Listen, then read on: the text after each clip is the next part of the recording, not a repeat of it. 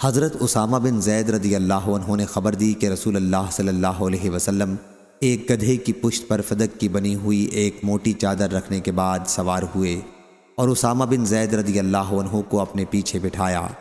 آپ صلی اللہ علیہ وسلم بنو حارث بنی خزرج میں سعد بن عبادہ رضی اللہ عنہ کی مزاج پرسی کے لیے تشریف لے جا رہے تھے۔ یہ جنگ بدر سے پہلے کا واقعہ ہے۔ راستے میں ایک مجلس سے آپ گزرے جس میں عبداللہ بن ابی بن سلول منافق بھی موجود تھا۔ یہ عبداللہ بن ابی کے ظاہری اسلام لانے سے بھی پہلے کا قصہ ہے۔ مجلس میں مسلمان اور مشرکین یعنی بت پرست اور یہودی سبھی طرح کے لوگ تھے۔ انہی میں عبداللہ بن رواحہ رضی اللہ عنہ بھی تھے۔ سواری کی ٹاپوں سے گرد اڑی اور مجلس والوں پر پڑی تو عبداللہ بن ابی نے چادر سے اپنی ناک بند کر لی اور بطور تحقیر کہنے لگا کہ ہم پر گرد نہ اڑاؤ۔ اتنے میں رسول اللہ صلی اللہ علیہ وسلم بھی قریب پہنچ گئے اور انہیں سلام کیا۔ پھر آپ سواری سے اتر گئے اور مجلس والوں کو اللہ کی طرف بلایا اور قرآن کی آیتیں پڑھ کر سنائیں۔ اس پر عبداللہ بن ابی بن سلول کہنے لگا، جو کلام آپ نے پڑھ کر سنایا ہے اس سے عمدہ کوئی کلام نہیں ہو سکتا۔ اگرچہ یہ کلام بہت اچھا ہے پھر بھی ہماری مجلسوں میں آ کر آپ ہمیں تکلیف نہ دیا کریں، اپنے گھر بیٹھیں۔ اگر کوئی آپ کے پاس جائے تو اسے اپنی باتیں سنایا کریں۔ یہ سن کر عبداللہ بن رواحہ رضی اللہ عنہ نے کہا، ضرور یا رسول اللہ، آپ ہماری مجلسوں میں تشریف لایا کریں، ہم اسی کو پسند کرتے ہیں۔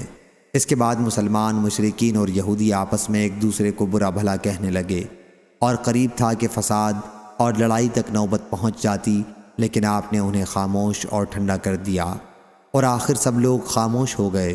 پھر آپ صلی اللہ علیہ وسلم اپنی سواری پر سوار ہو کر وہاں سے چلے آئے اور سعد بن عبادہ رضی اللہ عنہ کے یہاں تشریف لے گئے۔ حضور صلی اللہ علیہ وسلم نے سعد بن عبادہ رضی اللہ عنہ سے بھی اس کا ذکر کیا کہ سعد، تم نے نہیں سنا ابو حباب، آپ کی مراد عبداللہ بن ابی بن سلول سے تھی، کیا کہہ رہا تھا؟ اس نے اس طرح کی باتیں کی ہیں۔ سعد بن عبادہ رضی اللہ عنہ نے عرض کیا، یا رسول اللہ، آپ اسے معاف فرما دیں اور اس سے درگزر کر دیں۔ اس ذات کی قسم جس نے آپ پر کتاب نازل کی ہے، اللہ نے آپ صلی اللہ علیہ وسلم کے ذریعے وہ حق بھیجا ہے جو اس نے آپ پر نازل کیا ہے۔ اس شہر مدینہ کے لوگ پہلے اس پر متفق ہو چکے تھے کہ اس عبداللہ بن ابی کو تاج پہنا دیں اور شاہی امامہ اس کے سر پر باندھ دیں، لیکن جب اللہ تعالیٰ نے اس حق کے ذریعے جو آپ کو اس نے عطا کیا ہے اس باطل کو روک دیا تو اب وہ چڑھ گیا ہے، اور اس وجہ سے وہ معاملہ اس نے آپ کے ساتھ کیا جو آپ نے ملاحظہ فرمایا ہے، آپ نے اسے معاف کر دیا۔ حضور صلی اللہ علیہ وسلم اور صحابہ رضی اللہ عنہم مشرکین اور اہل کتاب سے درگزر کیا کرتے تھے اور ان کی اذیتوں پر صبر کیا کرتے تھے۔ اسی کے بارے میں یہ آیت نازل ہوئی، اور یقیناً تم بہت سی دل آزاری کی باتیں ان سے بھی سنو گے جنہیں تم سے پہلے کتاب مل چکی ہے، اور ان سے بھی جو مشرک ہیں، اور اگر تم صبر کرو اور تقوی اختیار کرو تو یہ بڑے عزم و حوصلے کی بات ہے۔ اور اللہ تعالیٰ نے فرمایا، بہت سے اہل کتاب تو دل ہی سے چاہتے ہیں کہ تمہیں ایمان لے آنے کے بعد پھر سے کافر بنا لیں، حسد کی راہ سے جو ان کے دلوں میں ہے، آخر آیت تک۔ جیسا کہ اللہ تعالیٰ کا حکم تھا، حضور اکرم صلی اللہ علیہ وسلم ہمیشہ کفار کو معاف کر دیا کرتے تھے۔ آخر اللہ تعالیٰ نے آپ کو ان کے ساتھ جنگ کی اجازت دے دی، اور جب آپ نے غزوہ بدر کیا تو اللہ تعالیٰ کی منشا کے مطابق قریش کے کافر سردار اس میں مارے گئے، تو عبداللہ بن ابی بن سلول اور اس کے دوسرے مشرک اور بت پرست ساتھیوں نے آپس میں مشورہ کر کے ان سب نے بھی حضور اکرم صلی اللہ علیہ وسلم سے اسلام پر بیعت کر لی اور ظاہراً اسلام میں داخل ہو گئے۔ صحیح بخاری حدیث نمبر 4566۔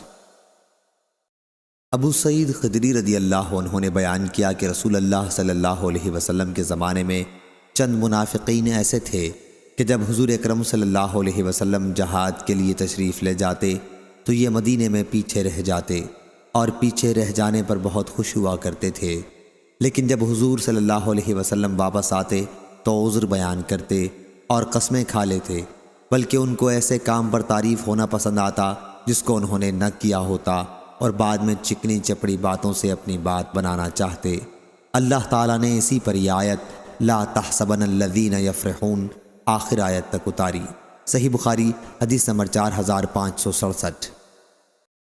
علقمہ بن وقاص نے خبر دی کہ مروان بن حکم نے جب وہ مدینہ کے امیر تھے اپنے دربان سے کہا کہ رافع ابن عباس رضی اللہ عنہ کے یہاں جاؤ اور ان سے پوچھو کہ آیت ولا تحسبن الذین کی روح سے تو ہم سب کو عذاب ہونا چاہیے، کیونکہ ہر ایک آدمی ان نعمتوں پر جو اس کو ملی ہیں خوش ہے اور یہ چاہتا ہے کہ جو کام اس نے کیا نہیں اس پر بھی اس کی تعریف ہو۔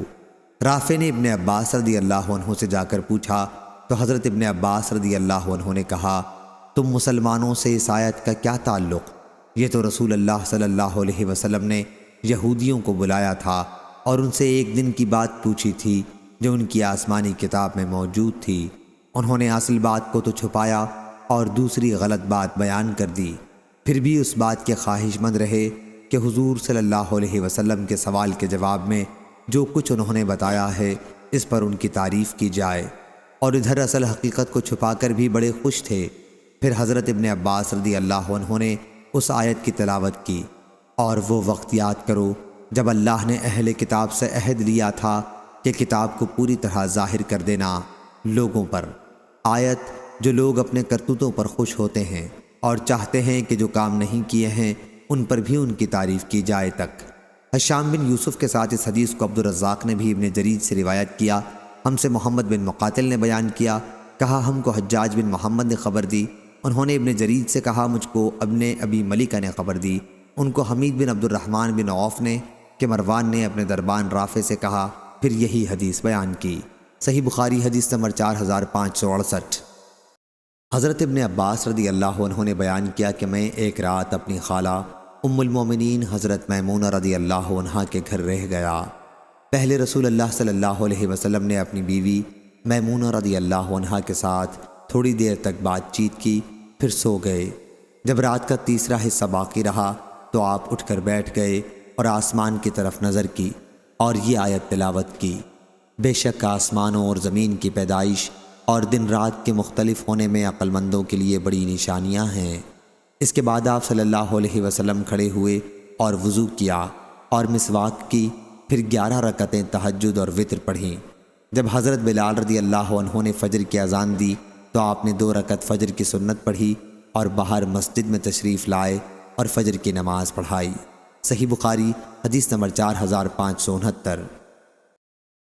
حضرت ابن عباس رضی اللہ عنہ نے بیان کیا کہ میں ایک رات اپنی خالہ حضرت میمونہ رضی اللہ عنہا کے یہاں سو گیا۔ ارادہ یہ تھا کہ آج رسول اللہ صلی اللہ علیہ وسلم کی نماز دیکھوں گا۔ میری خالہ نے آپ کے لیے گدا بچھا دیا اور آپ صلی اللہ علیہ وسلم اس کے طول میں لیٹ گئے۔ پھر جب آخری رات میں بیدار ہوئے تو چہرہ مبارک پر ہاتھ پھیر کر نیند کے آثار دور کیے، پھر سورہ آل عمران کی آخری 10 آیات پڑھیں۔ اس کے بعد آپ ایک مشکیزے کے پاس آئے اور اس سے پانی لے کر وضو کیا اور نماز پڑھنے کے لیے کھڑے ہو گئے۔ میں بھی کھڑا ہو گیا اور جو کچھ آپ نے کیا تھا وہی سب کچھ میں نے بھی کیا، اور آپ کے پاس آ کر آپ صلی اللہ علیہ وسلم کے بازو میں بھی کھڑا ہو گیا۔ آپ صلی اللہ علیہ وسلم نے میرے سر پر اپنا دایاں ہاتھ رکھا اور میرے کان کو شفقت سے پکڑ کر ملنے لگے۔ پھر آپ صلی اللہ علیہ وسلم نے 2 رکعت تہجد کی نماز پڑھی، پھر 2 رکعت نماز پڑھی، پھر 2 رکعت نماز پڑھی، پھر 2 رکعت نماز پڑھی، پھر 2 رکعت نماز پڑھی، پھر 2 رکعت نماز پڑھی، پھر وطر کی نماز پڑھی۔ صحیح بخاری حدیث نمبر 4570۔